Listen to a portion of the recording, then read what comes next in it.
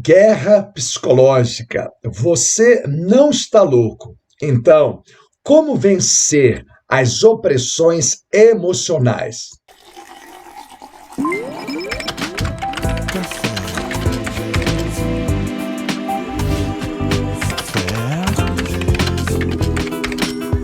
Apresentando Pastor Gilberto Rodrigo. A graça e a paz, guerreiros e guerreiras do Senhor. Quero convidar você a também tomar aquele cafezinho gostoso. Eu tenho a certeza que faz toda a diferença quando eu tenho um pão vivo que desceu dos céus. Amém? Bom, um princípio psicológico muito importante que você não pode esquecer, que muitos conhecem, é o princípio do efeito manada. Pastor, que princípio é esse? É a tendência das pessoas repetirem o quê? Ações feitas por outras pessoas de forma irrefletida. Muitos falam que o Maria vai com as outras, não tem nada contra a Maria, é só um título popular que as pessoas chamam, amém? E quando que esse comportamento vai se consolidando na sociedade? Ou seja, em momentos de grandes incertezas sociais, caos social, incerteza coletiva, claro, e de muito medo. Então a gente sabe que o Brasil e o mundo está com um cenário muito fértil para o efeito manada. Vamos para a Bíblia com exemplos bíblicos para que a gente venha estar alerta, amém? Mateus 27, no versículo 17, a Bíblia diz assim: então Pilatos dirigiu-se à multidão que ali se havia reunido e lhe propôs: a quem desejais que eu vos solte? A Barrabás ou a este Jesus, que é chamado de Messias? Ora, quando você observa no versículo 15, você vai ver que por ocasião da festa, Pilatos ele tinha direito de colocar em liberdade um prisioneiro. Então ele pergunta para o povo: quem vocês querem que eu solte? A Barrabás ou a Jesus Cristo? Então todo aquele povo começou a falar: solta Barrabás. Começou a pressionar Pilatos. E isso que o mundo vai fazer com a igreja nos últimos tempos, vai te pressionar. Pastor, como que vai me pressionar? Com escárnios, com deboche, com traição, com perseguição. A Bíblia é muito clara. Então, será então aquele dito popular que muitos dizem assim: a voz do povo e a voz de Deus? Será que isso é verdade? Claro que não. A Bíblia diz, por exemplo, lá em Romanos, capítulo 8, no versículo 14, a Bíblia diz assim: porquanto todos que são guiados pelo Espírito de Deus são filhos de Deus. Então a voz de Deus é dada pela palavra, pelo Espírito Santo. O que a Bíblia diz?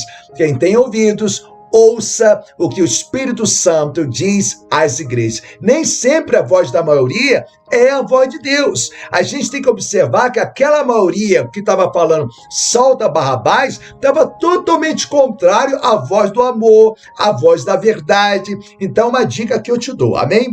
Em Êxodo, por exemplo, 34, no versículo 12, a Bíblia diz assim: abstente de fazer aliança com os moradores da terra, para onde vais, para que não te seja uma cilada. Então está falando em qual sentido? O mundo, quando começa a querer influenciar pela maioria, e assim a gente vai observar, às vezes, a maioria desesperada nos últimos tempos. Por isso que a Bíblia fala que a porta é estreita e poucos são aqueles que vão a encontrar. Amém? Vamos lá. Tiago 4:4, a Bíblia diz assim: a amizade com o mundo é inimizade contra Deus. Ou seja, aquelas pessoas que querer ir pela maioria, ela pode cometer uma grande confusão na sua mente. Ficar a pessoa: não, eu vou pela maioria, vai pelo efeito manada. Cuidado com isso. A primeira dica que eu te dou. Então vamos dar exemplo na prática, o que é o efeito manada. O primeiro exemplo: Pilato ele estava cedendo o quê, pastor? Cedendo às pressões psicológicas do povo, do mundo, produziu nele o quê? Uma falsa justiça. Observa primeiro em Provérbios 1, no versículo 32, diz assim: pois a imprudência dos necios os matará, e o falso bem-estar dos insensatos os levará ao quê? A destruição. Então, às vezes, a pessoa ela tem uma falsa sensação de justiça, uma falsa sensação de bem-estar, e aquilo engana, aquilo cega a pessoa. Grava isso no seu coração. Então, aquele dito popular que muitos colocam: eu estou igual a Pilatos, eu lavo as minhas mãos. Mas presta atenção que isso é um dito popular totalmente contrário aos princípios de Deus. Pastor, vou provar para vocês. Em João capítulo 19, no versículo 12, a Bíblia diz assim: desse momento em diante, Pilatos procurou libertar Jesus, mas os judeus o ameaçaram, exclamando: se deixares este homem em liberdade, não és amigo de César. Observe esse detalhe, pois todo aquele que se faz rei é contra César. Então Pilatos, ele foi o quê? Ele foi político. Pilatos, ele preferiu agradar o homem do que agradar a Deus.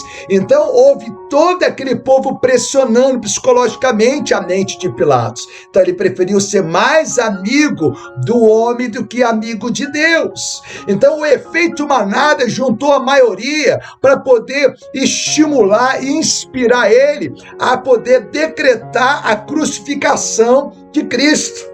Então, às vezes, as pessoas não percebem isso. Cadê a multidão que seguia Jesus? O que estava dizendo? Solta Barrabás. A maioria estava lá. Solta Barrabás. Crucifica Jesus. É interessante isso, não? O efeito manada aqui. Aí o que ele faz? Ele lava a mão, Pilatos, mas não lava o coração. Quantas vezes eu vejo cristão falar isso? Eu estou igual Pilatos, eu lavo minhas mãos, mas às vezes o coração está sujo. A Bíblia fala assim lá em Isaías, lá no livro de Marcos também: esse povo honra-me com os lábios, mas o seu coração está longe de mim. Então, aparentemente, Pilatos foi justiceiro, mas ele deixou se levar, ele deixou se manipular pelo efeito manada. Olha só que interessante. Então, eu estou te dando assim uma dica de prudência para você. Não vai pela maioria, vai pela verdade. Busca em Deus. Fala: Deus, me dê discernimento, me dá a hora de falar, a hora de silenciar, como falar, de que forma falar. Senhor, o tempo que as coisas devem acontecer, aí sim você vai estar mais preparado emocionalmente. Grava isso.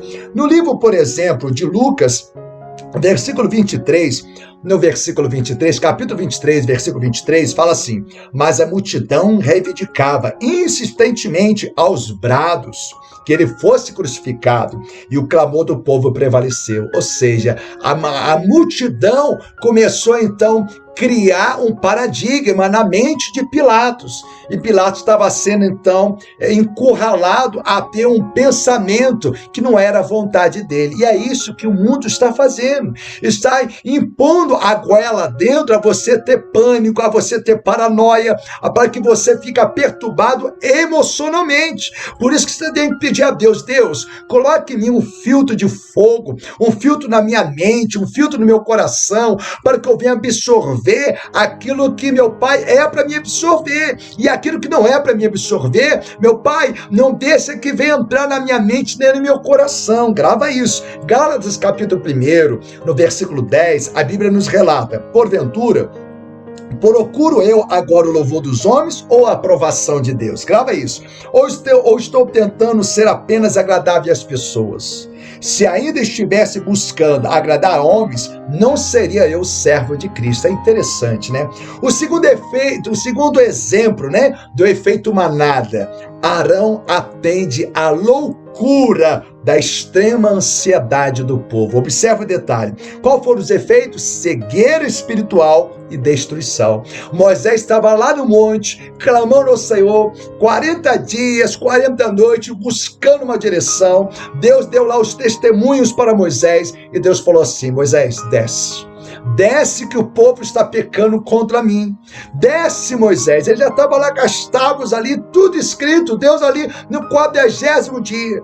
E a Bíblia diz que o povo então está ficando alvoroçado. Qual é o alvoroço? O tempo. Às vezes o tempo deixa a pessoa perturbada emocionalmente. Lembra que fala em Salmos 1 que a árvore plantada junto aos ribeiros de água, no devido tempo dará os seus frutos. A mulher, para ficar grávida, tem um tempo para dar os seus frutos. A árvore, para dar os seus frutos, tem um tempo dela desenvolver, começar a dar flor. Daqui a pouco ela vai dar seus frutos. E às vezes a pessoa, ela começa a ficar nervosa, até a borboleta, para que ela seja transformada, a metamorfose dela, existe um processo. Se a gente tentar forçar, a gente pode aleijar aquele processo. Observe o que fala em Provérbios 14, versículo 29. Diz assim: o longânimo é grande em entendimento, mas o de ânimo precipitado exala a loucura. Então o povo que estava com Arão viu as maravilhas de Deus. Arão teve as experiências com Deus. Olha o que fala Êxodo 32:7.